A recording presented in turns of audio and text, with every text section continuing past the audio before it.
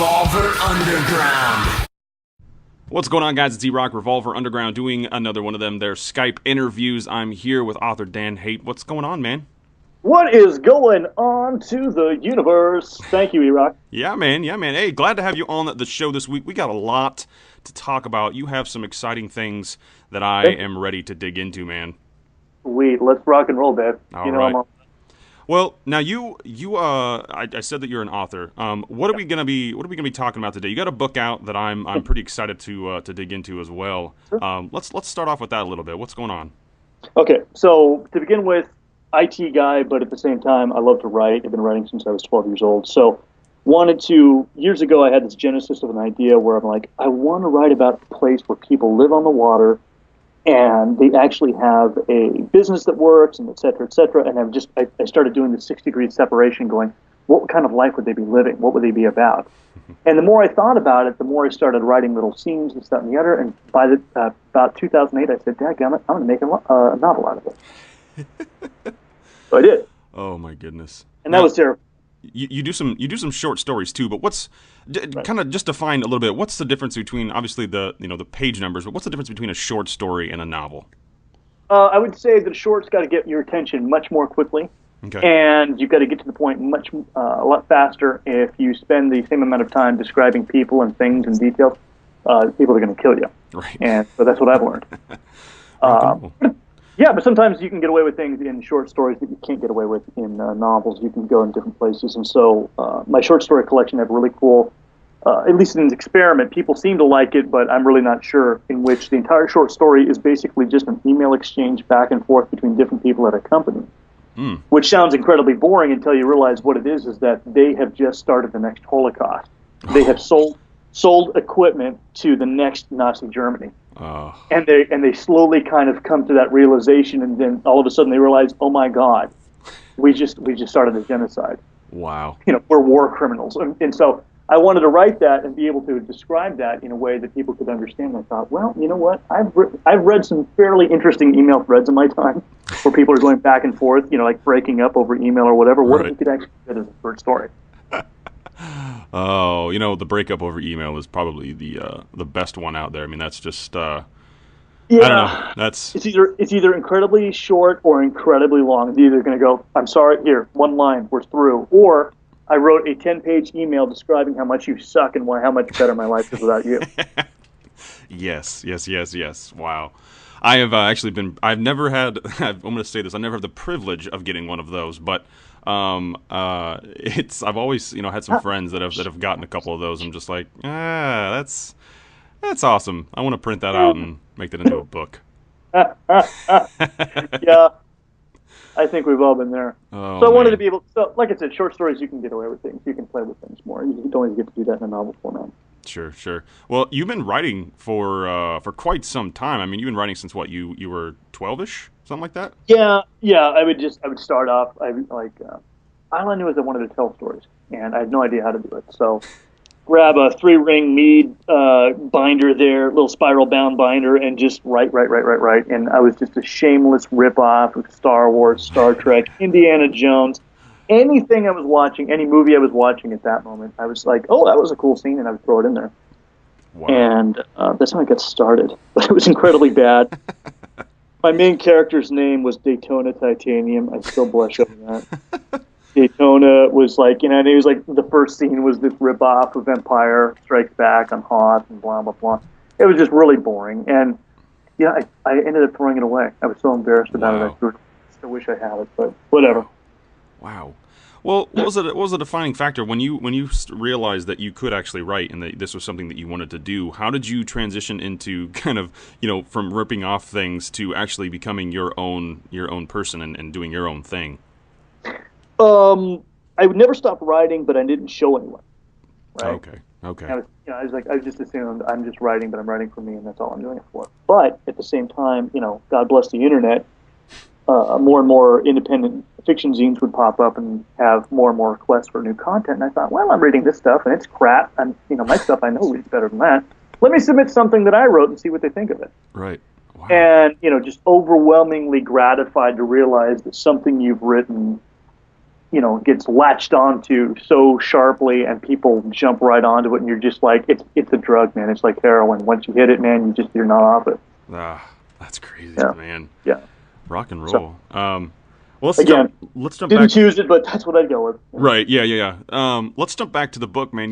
This is what the book itself looks incredibly amazing, but there's also another aspect to this. You have it appears to be such an interactive community. You can do a lot of different things with this book. What's going on with the community type feel?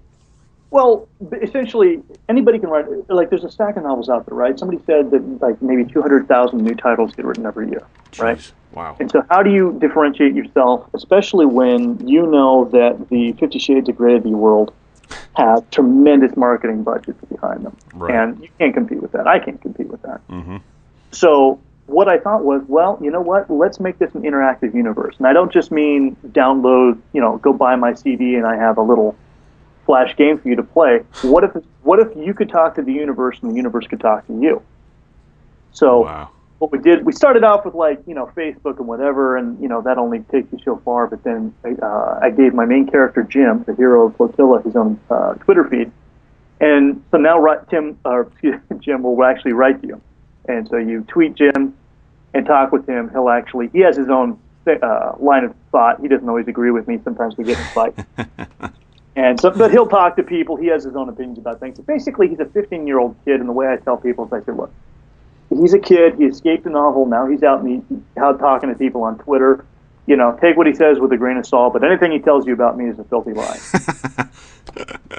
Oh man, well that's pretty brilliant, man. Because you gotta, and like you said, with this day and age, and to kind of bring it back to the music industry too. The same thing in the music industry. There's so much out there now with the internet, and that's kind of what you have to do. You have to be very, I'm gonna say this loosely, but very customer oriented. If that makes any sense. Oh yeah. Because there's so many things that they can choose. Why would they just want to choose yours? So yeah, that's awesome that you can do that and you can be able to to have that impact. Now there's also a fun fact that I thought was very interesting about what you're doing with this book. You actually researched a lot of the locations, or most of the locations in the book, just simply so they would be accurate, and then like the weapons and stuff and all that. Oh yeah, absolutely. No, I want a book that. See, I don't know where you are on the science fiction and book reading spectrum. And what I keep telling people is you don't have to love to read novels to love my novel. You don't have to love science fiction to love my book. Mm-hmm. But to that point, I cannot tell you how frustrated I get with books that, like, for example, like Transformers. And they made a lot of hay about this, where Megan Fox is looking at Bumblebee and she's like, oh, it's a Holly double pumper carb and blah, blah. And she's obviously looking at a side Weber, fuel injected motor. Right. And people just go berserk. They go, I can't believe that they didn't, Adam Carolla made a huge amount of hay over this. I can't believe that they didn't spend 40 cents time Googling that, detail so that at least she didn't look like, if she was supposed to be a gearhead, she'd immediately know what in fact that motor was. And it wasn't a complete letdown to the audience. Right. And so I'm that guy. It makes me crazy. And so when I write a novel, when I was writing Flotilla, and as I'm writing the sequel, Iron Mountain, coming out later this year, I don't want a novel that pisses you off. I want something that you can go, this is a universe I can inhabit. And people have told me that. They told me how much they enjoyed it. They said, I felt like I could drive to Los Angeles, jump on a boat, and go out to this place. Wow. And I said, cool, awesome. Wow. That's what So, and you actually, did you actually, I mean, you're in the San Francisco Bay Area, right? Correct. Yeah. So you actually could come down here to LA and kind of hang out and scope out the places. Yeah, if you can. In some cases, I have done a little bit of field research. I was down in that neck of the woods not too long ago, snapping some pictures and things like that, and those details will end up in the next novel. Wow. But anticipating, again, I had no idea I was going to do a novel. I had no idea that I was, a couple of years ago that I was going to be sitting here talking to you. And so had I known that, I would have planned ahead better and maybe scouted locations a little bit more. But essentially, I'm sitting there reading Wikipedia, Googling, Google Street View, Google Maps. I want to make sure that all the locations are accurate. And then I had some friends who were in the Marines. Sent them a copy of the novel. I said, look, I need you to look at what I'm saying about these guns. Is this correct? Am I saying the right kind of thing? And there's a fine line that you got to walk where you go, this is not a weapons manual. This is a book. But where the kid is talking about the gun, I want it to be accurate. Yeah, Essentially absolutely. what that's all about.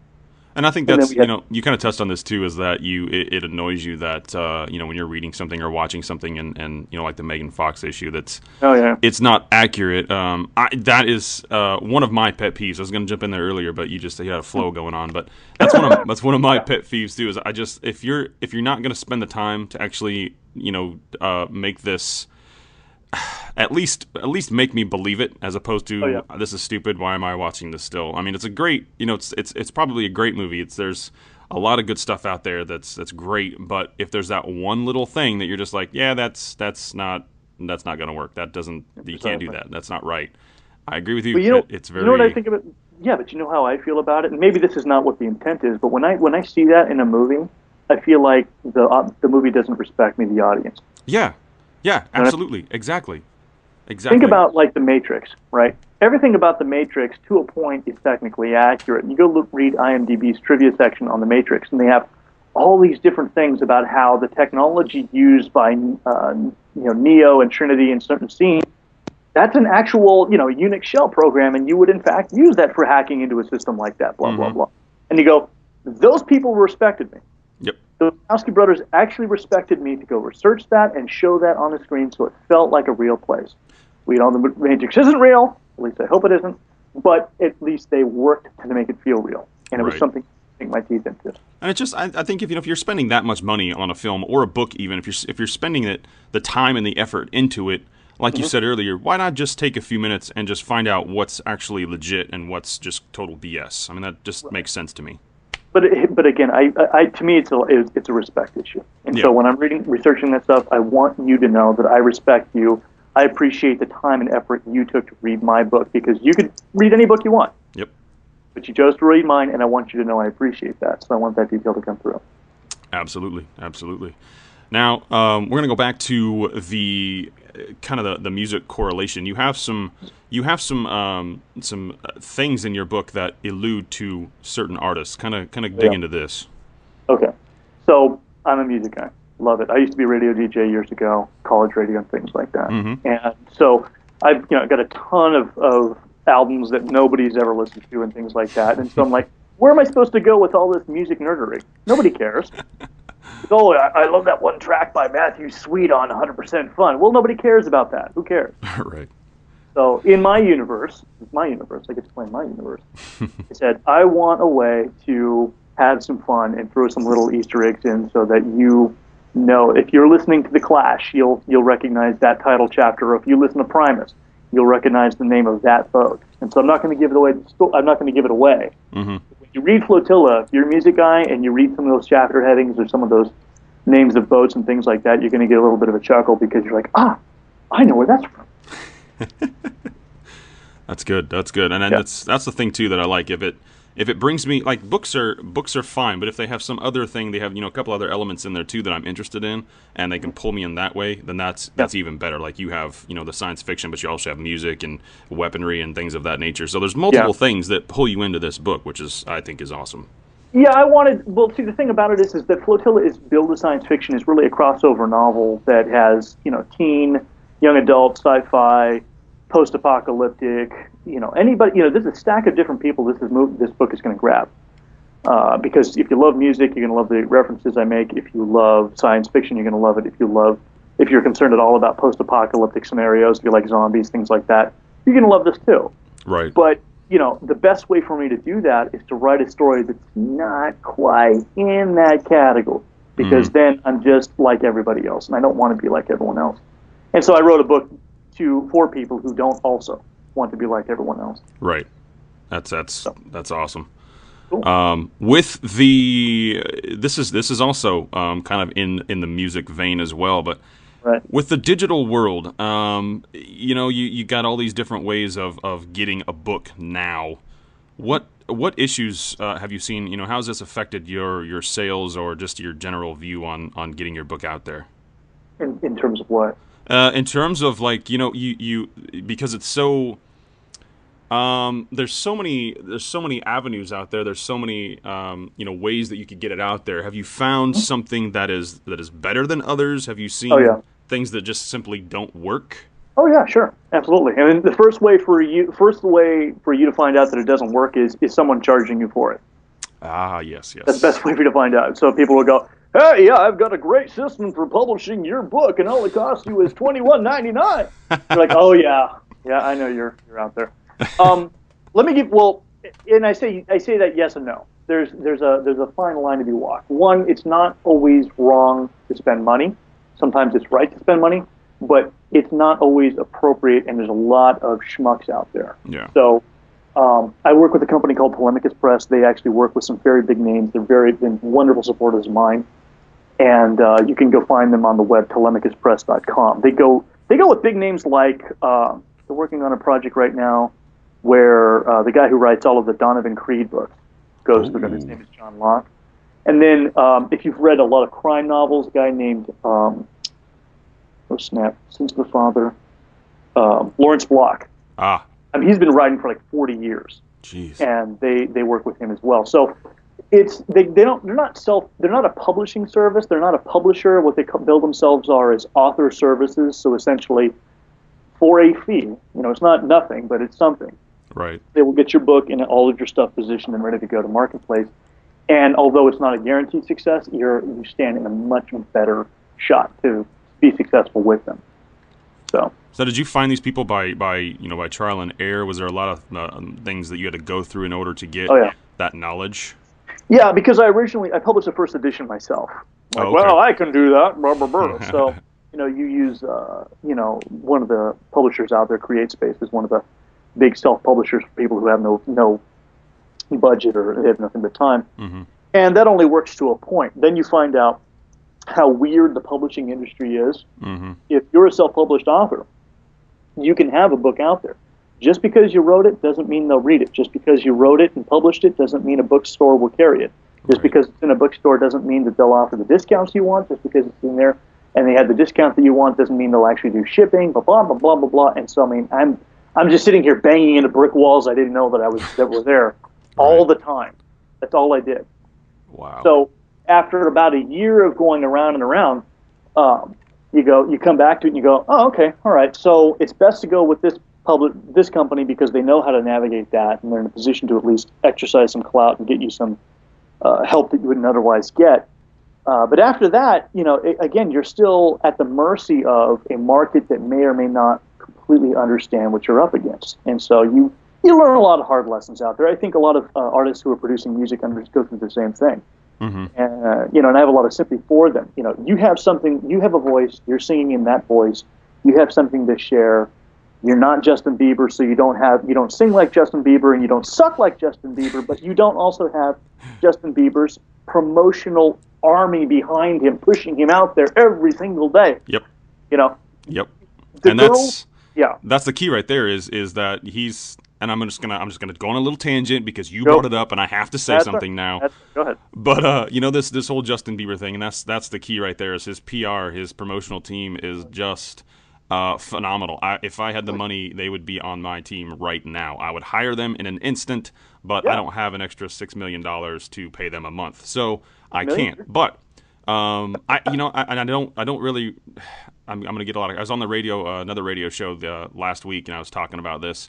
And I don't respect him. I don't respect anything that he's doing. I've watched him literally grow up, and he's growing up into just be a total douchebag. And I'm not okay with that. I'm not okay with the industry as it sits right now, being this cookie cutter crap that comes out, and he's a big part of that. So, but on the flip side of that, much respect to him for hiring those people, whoever hired the people that make him big. I don't think he did it on his own. I think Usher got a hold of him because of the noise he was getting on YouTube, and Usher having the contacts and experience he did was very instrumental in shaping that young man's career. He would absolutely be nowhere without Usher. Absolutely. And and if he would have been nowhere, I don't necessarily think that would have been a bad thing. But no.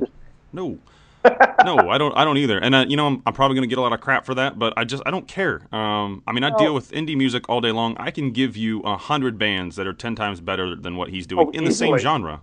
Good Lord, of course. I mean, it's just I'm baffled by the crap that just keeps spewing out of these major. You can't be baffled about it. You've been through this. You understand. I know. What did Paul Simon say? Right? Great. Yeah. every generation throws a hero up the pop charts. And Justin Yeah. Bieber is generation's hero. Yeah. And then you got One Direction and Wanted and all these other crazy boy bands. I'm like, what guys? I thought we were over that in the 90s. Yeah, I thought so too. I really would have thought that people would have learned their lesson after New Kids on the Block, but evidently not. Yeah, and they're even coming back.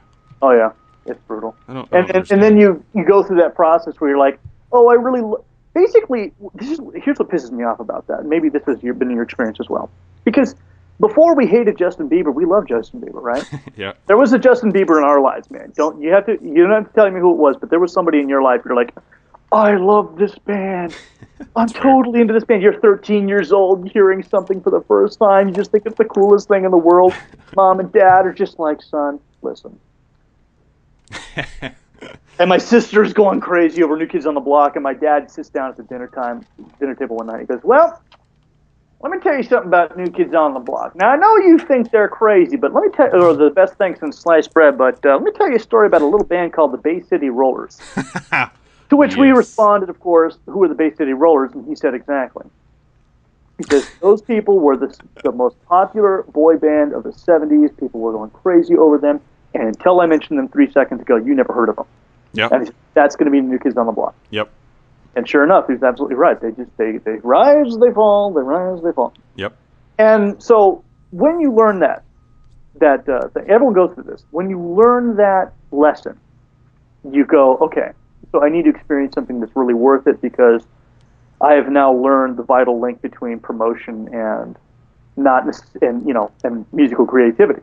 They're not necessarily in sync, and I say that advisedly. But the point is that then you go out and discover some really amazing bands. You're like, oh, these guys are great, but you know what? They're still unknown, and they will always be unknown. This is one example of it, and it's a band right now. I'm going to lay this one on you. Vinx. He's an artist, a lot of African drum and jazz. You ever heard of him? I think so, man. And I'm honestly saying that. I think I actually have. Really? Okay, cool. Yeah. Because he's one of the best artists I've ever heard. His name is Vinx. He's actually he lives in New Hampshire now, I believe. Okay. And I heard him in 1994 at the Greek Theater in Berkeley. He changed my life. Here comes, is this, and don't judge me, it was the Jim Blossom's Cracker and Spin Doctors. Group show at the Greek in Berkeley. Okay, cool. You said don't judge you, right? Don't judge me. Please don't. I know. We all been there. I let my skeletons out of the closet, man. Don't judge me. Oh, my goodness. Before any of them come out. Wow. This big black dude comes out with an African talking drum. It's him and his drum. And that was 1994. I'm 36 now. I've actually got a chance to talk to him a couple of times. He's one of the coolest guys out there. The only reason he had a first album at all was because he was playing in a bar in L.A., and Sting walked into the bar, heard him, immediately signed into a contract. And that's like, you can go buy his album and it tells that story. And then, like, Sheryl Crow was one of his backing singers before she released Tuesday Night Music Club. Oh, wow. You can go get that album and hear Sheryl Crow singing behind him. One of the best albums I've ever heard. I love it. Right. But nobody else does. I am alone. The Vinx Army is very, very just one lonely soldier. Oh, my goodness. Well. You go through the... Sorry. Did we drop you? No. I knocked my earphones out. I was gesturing. You got me. You were having a good time. That's what you were doing. Going, yeah. I want to be the Kramer of the opera community. Yeah. Very nice. Go, yeah. Anyway.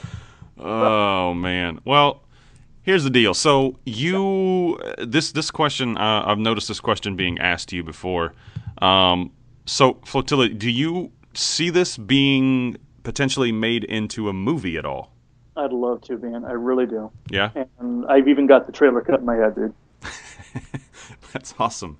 Yeah. That is awesome. What would be the difference between, say, Flotilla and Waterworld? Would this be something completely different? How does this differentiate? I can't fault people for saying it's like Waterworld because that's the first thing they think of. Right. I've called them the Adam Carolla show. The Adam Carolla is a weird little reference, which I'll get into for a second. But the point is, I called in the Adam Carolla show to say thank you for helping me write this novel. Mm-hmm. And then the very first thing out of Adam's mouth is, "Oh, hold on, let me do my Adam voice." Waterworld, eh? I actually was one of the 6 people who liked that. Well, you take a piece of art, you put it out in the universe, it doesn't belong to you anymore. Right. I don't personally think it's like Waterworld. I've never actually seen the movie. Yeah. But I can't, if people make that connection, I can't stop them. The Right. reason I don't think it is because it's not like, it's not this crazy world with people with, gills, and the world is not covered over with, I really try to take Flotilla and make it into and basically deal with 2 very realistic concepts. One is mariculture, which is the act of, farming fish on the ocean. Mm-hmm. Okay. And then the other concept, which is seasteading, which, people have a lot of attention toward because they think that people might be living on autonomous villages on the ocean in the future. Right. So those are 2. And so Waterworld, I don't know if anything in that movie had any basis in reality.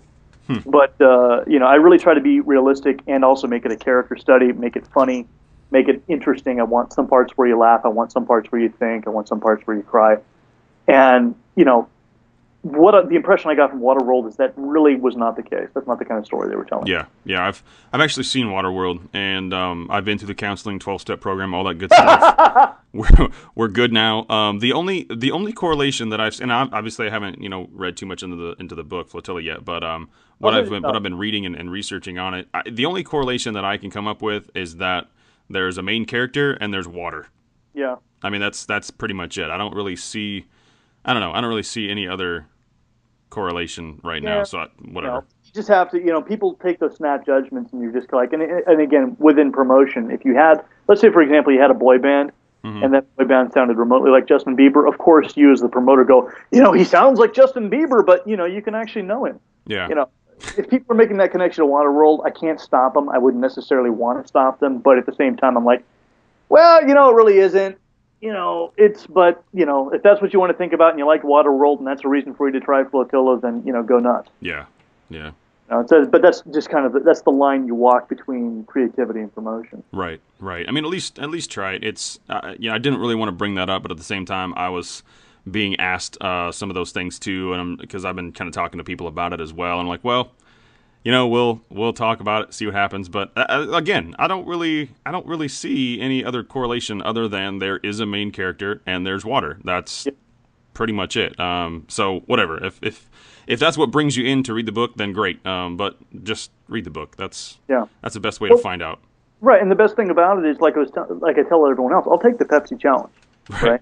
And if you don't like the book, that's cool. I didn't write the book so that everyone in the world would love it. Right.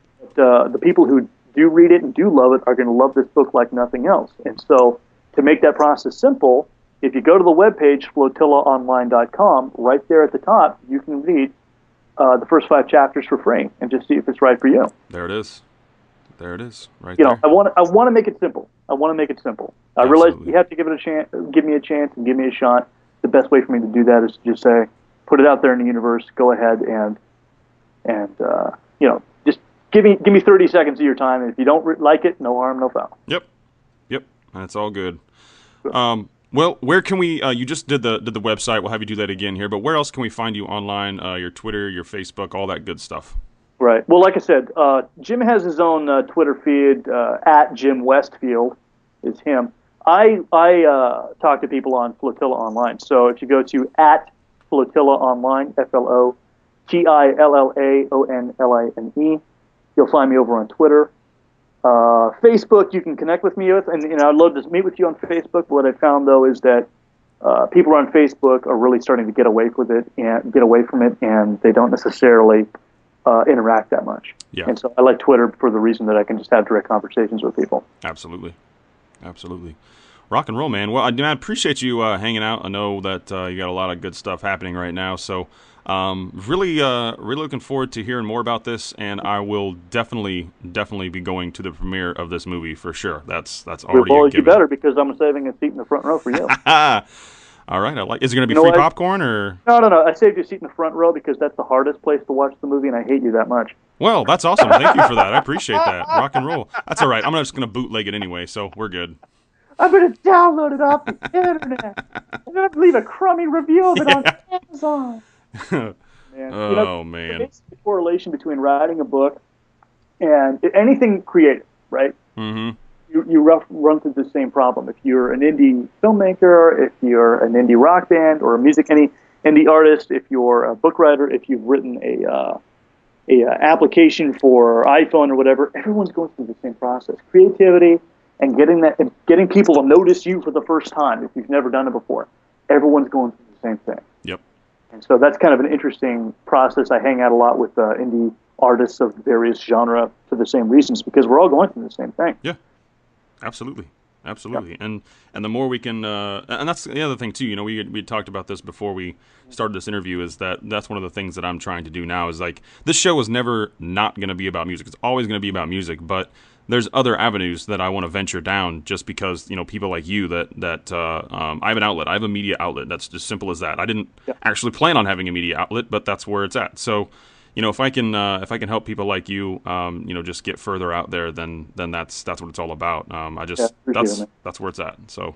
Yeah, and I will, and you can be certain that as long as there is an audience for me to talk to, I will talk to that audience.